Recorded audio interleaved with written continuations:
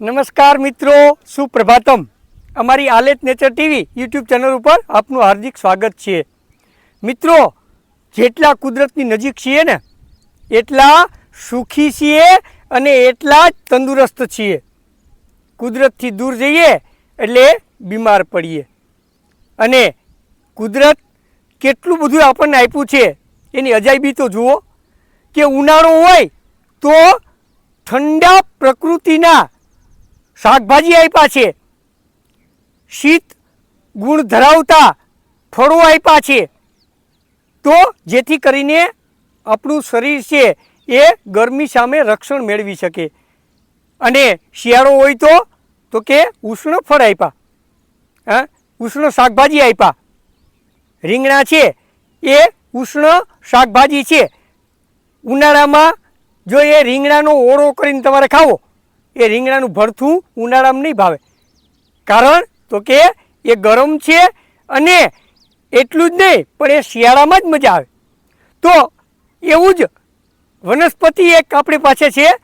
એ વનસ્પતિનો આજે આપણે પરિચય મેળવવાનો છે કે જેના વિશે એવું કહેવાય કે તાંદરજાનું સેવન જો ઉનાળામાં કરે, તાંદરજાનું સેવન જો ઉનાળામાં કરે તો લોહી શુદ્ધ થાય, પેટના રોગો જાય. લોહી શુદ્ધ થાય, પેટના રોગો જાય અને આંતરિક ગરમી દૂર થાય. કારણ તો કે તાંદરજો છે એ શીતગુણકારી છે અને ખરેખર જો એનું ઉનાળામાં સેવન કરવામાં આવે તો આપણને ગરમીથી રાહત મળે. તો જોઈએ આજે આપણે એ તાંદરજા વિશે. આ તાંદરજાનું છોડ છે. તાંદરજાની ભાજીના નામે સૌ ઓળખે છે.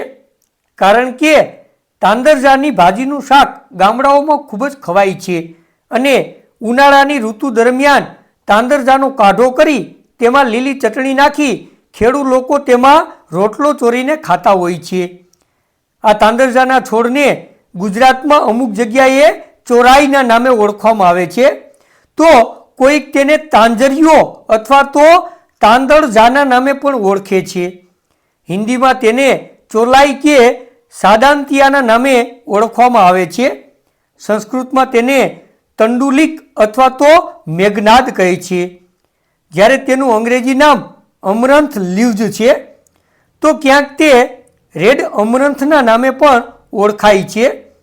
તો તેનું શાસ્ત્રીય નામ અમરંથસ ક્રુએન્ટસ છે.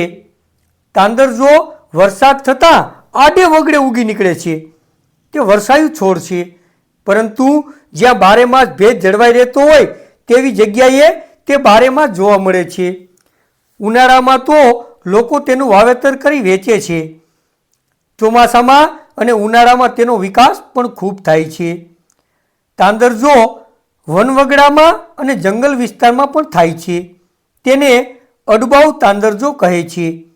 જ્યારે ખેતરોમાં જેનું વાવેતર કરવામાં આવે છે તે તાંદરજાના છોડ 1.5 થી 2 ફૂટ ઊંચા તો ક્યારેક તેની અમુક શાખાઓ જમીન સરથી 1.5 ફૂટ વધેલી પણ જોવા મળે છે.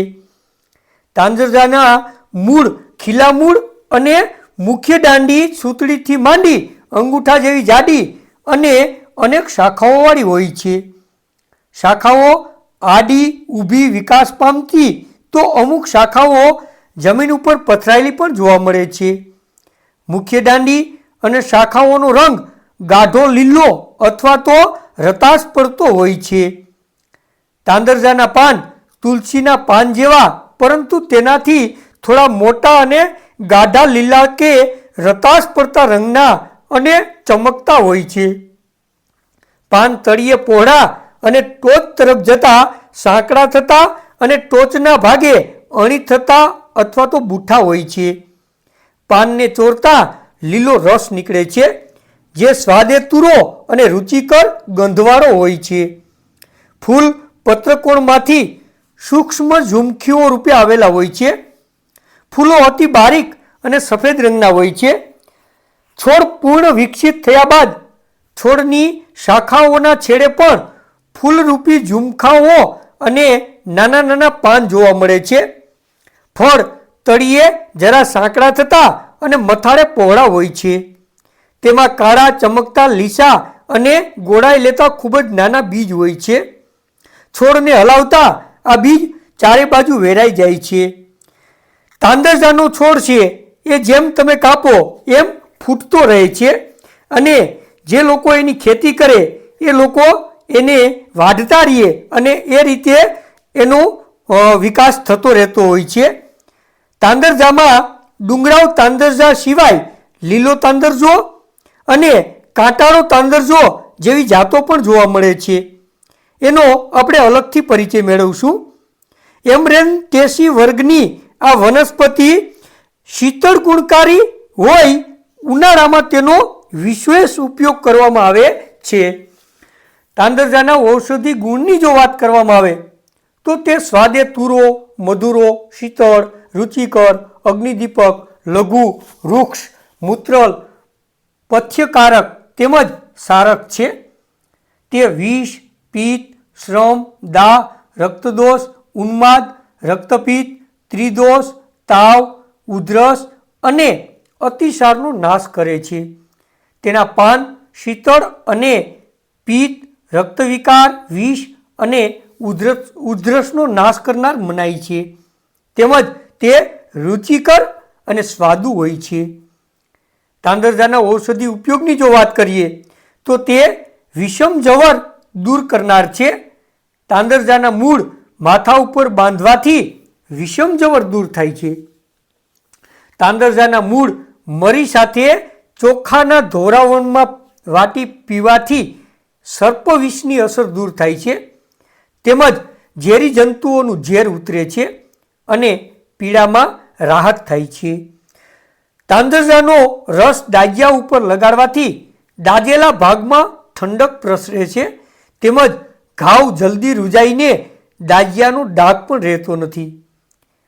તાંદરજાની ભાજી કરી ખાવાથી ઉદર રોગ એટલે કે પેટના રોગો મટે છે અને શરીરની આંતરિક ગરમી છે એ દૂર થાય છે. જેને ઉનાળામાં મોઢામાં ચાંદા પડતા હોય અથવા તો કબજિયાત રહેતું હોય તો એવા લોકોએ તાંદરજાની ભાજી ઉનાળામાં ખરેખર ખાવી જોઈએ. તાંદરજાનો કાઢો વિશેષ કરી ઉનાળાની ઋતુમાં બનાવીને ખાવાથી શરીરની આંતરિક ગરમી દૂર થાય છે, લૂ લાગતી નથી તેમજ લોહી શુદ્ધ કરનાર છે. તાંદરજાનો કાઢો 1 માસ દરરોજ સવારે પીવાથી રક્ત સંબંધી કોઈ પણ બીમારી દૂર થઈ ચહેરા ઉપર લાલીમા છવાય છે. રક્તવૃદ્ધિ તેમજ જઠરાગ્નિ પ્રદીપ્ત કરનાર છે. તાંદરજાનો ઉકાળો કરી તેમાં મરી, ધાણા, જીરું અને મીઠું ઉમેરી પીવાથી ગરમીનો આવેલો તાવ ઉતરે છે અને શરીરની અણશક્તિ દૂર થાય છે. તાંદરજાના મૂળ ચોખાના ધોવરામણમાં વાટી પીવાથી ગર્ભ સ્થિર થાય છે. તાંદરજાનો રસ અથવા ઉકાળો કરી પીવાથી પેટના રોગો દૂર થાય છે, અરુચિ દૂર થાય છે અને ભૂખ ઉઘડે છે. તાંદરજાની ભાજી ઉનાળામાં એકાંતરા લાંબો સમય ખાવાથી વાળની વૃદ્ધિ ઝડપી બને છે, વાળ અકાળે સફેદ થતા અટકે છે અને નવા વાળ આવવાનું પ્રમાણ વધે છે. આમ વાળ માટે પણ તાંદરજો ઉત્તમ છે. તાંદરજાના મૂળ વાટી તેનો કલ્ક કરી તેમાં મધ ઉમેરી ચોખાના ધોરામણમાં વાટી રસ કાઢવો. તે રસ પીવાથી સર્વ પ્રકારના પ્રદરનો નાશ થાય છે. આમ તે પ્રદર નાશક પણ મનાય છે. આમ તાંદરજો ખૂબ જ ઉપયોગી અને તેમાં પણ ઉનાળાનો ઉત્તમ છોડ છે. આમ છતાં ઠંડી પ્રકૃતિ ધરાવનાર લોકોએ અને પ્રસૂતા સ્ત્રીઓએ તેનો ઉપયોગ બને ત્યાં સુધી ન કરવો જોઈએ. તેનો પ્રમાણસર ઉપયોગ આરોગ્ય માટે ખૂબ જ હિતકારી છે. તો મિત્રો, આજે આપણે તાંદરજાનો પરિચય મેળવ્યો અને તાંદરજો એવી વનસ્પતિ છે કે એની ભાજી કરીને જો ઉનાળામાં ખાવામાં આવે અથવા તો એનો કાઢો કરીને જો ઉનાળામાં ખાવામાં આવે તો લોહી શુદ્ધ થાય અને ઉનાળામાં જે તંદુરસ્તી જોઈએ એ તંદુરસ્તી મળે, શરીર સ્ફૂર્તિવાળું રહે. પણ આપણે એવું કરતા નથી. મારે તો આજે વર્ષોથી આ નિયમ છે કે હવે ઉનાળો ચાલુ થઈ ગયો તો હવે અઠવાડિયામાં 2 વખત તો તાંદરજાનો કઢો કરીને ખાવાનો, અને એક વખત તમે એ તાંદરજાનો કઢો કરીને ખાઈજો, બહુ મજા આવશે. આ ખાલી હું વાતું નથી કરતો, ખાવાની એવી મજા આવે, કારણ કે એ શીત ગુણ ધરાવનાર છે અને ઉનાળાની ઋતુ હોય એટલે મજા એ ખૂબ આવે. તો મિત્રો, આવું તો પ્રકૃતિની અંદર ઘણું બધું છે, આપણે એનો પરિચય મેળવવાનો છે એટલું જ નહીં, પણ એનો ઉપયોગ પણ કરવાનો છે. તો મિત્રો, આપ પણ એનો ઉપયોગ કરો. અને હા, આપણું સૂત્ર છે યાદ છે ને કે મારું સ્વાસ્થ્ય મારા હાથમાં. તો મિત્રો, તમારું સ્વાસ્થ્ય જાળવો. અને હા, આવતા મંગળવારે ફરી એક નવી વનસ્પતિ લઈને આવશું. ત્યાં સુધી રજા આપશો. નારાયણભાઈના જય શ્રી કૃષ્ણ.